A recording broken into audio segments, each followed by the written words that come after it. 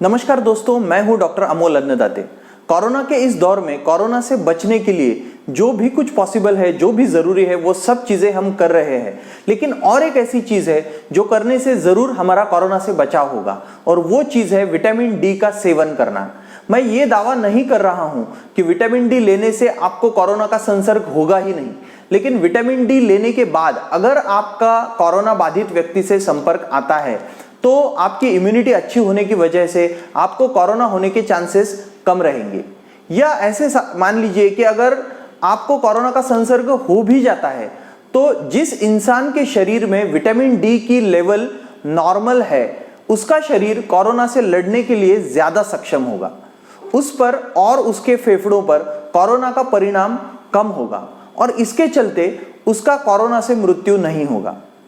अगर आपके शरीर में विटामिन डी पर्याप्त मात्रा में है तो या तो आपको कोरोना होने के बावजूद भी लक्षण ही ना आए, ऐसे हो सकता है, या बहुत ही मामूली लक्षण जैसे कि बस सर्दी खांसी, बुखार, बदन दर्द, ऐसे मामूली लक्षणों में ही आपका कोरोना ठीक हो जाए और आपकी कंडीशन सीरियस ना हो।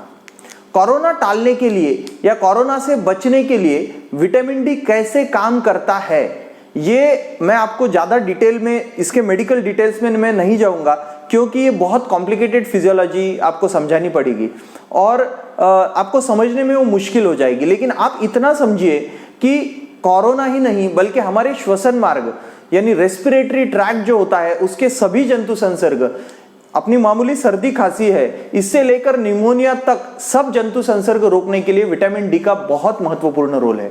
इतना ही नहीं, बस जिन लोगों को अस्थमा या दमा की तकलीफ है उन्हें भी विटामिन डी दिया जाए तो उनमें भी अस्थमा की तकलीफ कम हो जाती है, उन्हें अस्थमा के अटैक्स कम आते हैं। विटामिन डी कितना लेना चाहिए ये मैं आपको जरूर बताऊंगा, लेकिन हमें विटामिन डी क्यों लेना चाहिए ये हम देखते हैं। देखिए, हमारे देश के 90% लोगों में विटामिन डी की कमी है।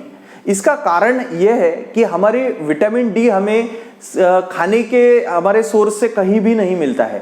इसका एक ही स्रोत है और वो है सूर्य प्रकाश। बस सूर्य प्रकाश से ही हमें विटामिन डी मिलता है, और वो तभी मिलता है जब हम सुबह 10 से लेकर दोपहर को 4 बजे तक, इस बीच में हम कम से कम आधा घंटा कम से कम कपड़ों में, यानी कि आधा शर्ट और आधी पैंट पहनकर धूप में खड़े रहेंगे या चलेंगे।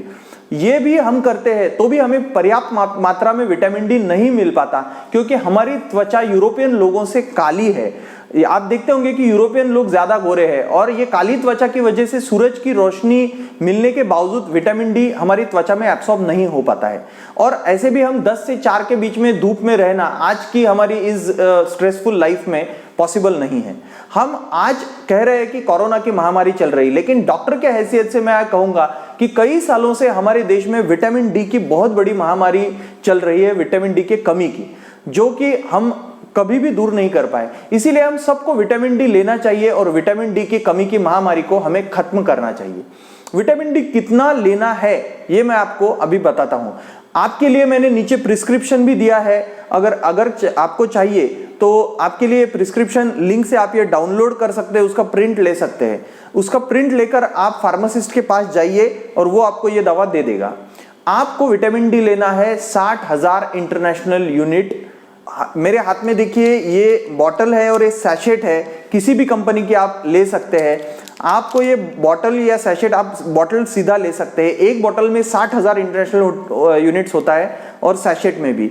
आपको ये कैसे लेना है, 60,000 इंटरनेशनल यूनिट्स का सैशेट या बॉटल आपको हर हफ्ते में लेना है, एक बार, ऐसे 8 हफ्ते तक।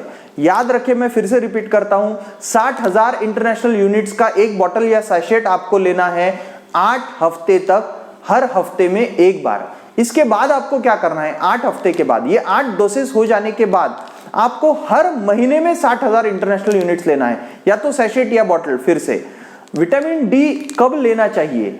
खाना खाने के बाद विटामिन डी लेना है, खाली पेट विटामिन डी नहीं लेना है। इसका रीजन भी है कि विटामिन डी फैट सोल्यूबल यानी चर्बी में पिघलने वाला विटामिन है, इसीलिए कुछ खाने के बाद अगर वो दिया जाए तो उसके साथ आपके पेट में वो एब्सॉर्ब हो जाता है, पूरी तरह से शोषित हो जाता है आपके आंतों में।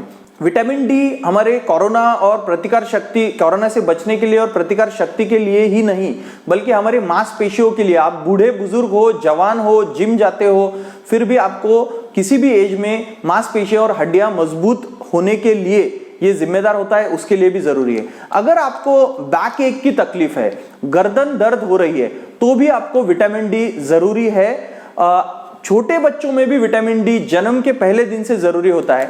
विटामिन डी छोटे बच्चों में कितना देना है, कब देना है, इसके लिए मैंने अलग वीडियो बनाया है, जिसकी लिंक मैंने नीचे दी है। वो लिंक पर जाके आप छोटे बच्चों के लिए भी विटामिन डी कैसे दिया जाए ये जरूर देखें। विटामिन डी की महामारी मिटाने का ये एक चांस है, ये आप जरूर ले। आपके प्रियजनों से आप ये वीडियो शेयर करें, दोस्तों से शेयर करें और विटामिन डी की कमी की महामारी को आप मिटाएं। जय हिंद।